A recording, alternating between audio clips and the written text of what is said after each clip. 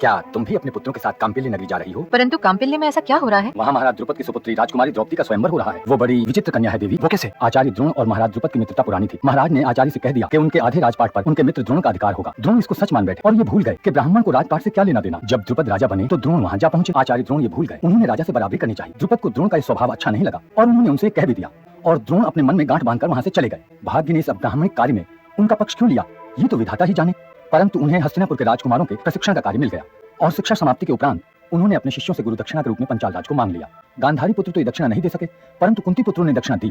और मैं ये अवश्य कहूंगा कि आचार्य द्रोण ने मित्रता की लाज अवश्य रखी। उन्होंने द्रुपद से कहा, मित्र तुम्हारे पास जो कुछ था उसमें तुमने मुझे आधे का भागीदार नहीं बनाया, परंतु मैं ये नहीं कर सकता, इसीलिए पंचाल राज्य जो आज मेरा है उसका आधा भाग मैं तुम्हें देता हूँ। ब्राह्मण तो फिर ब्राह्मण। द्रोण जी नीति में चोट खा गए। राज में भागीदारी नहीं होती और यही हुआ।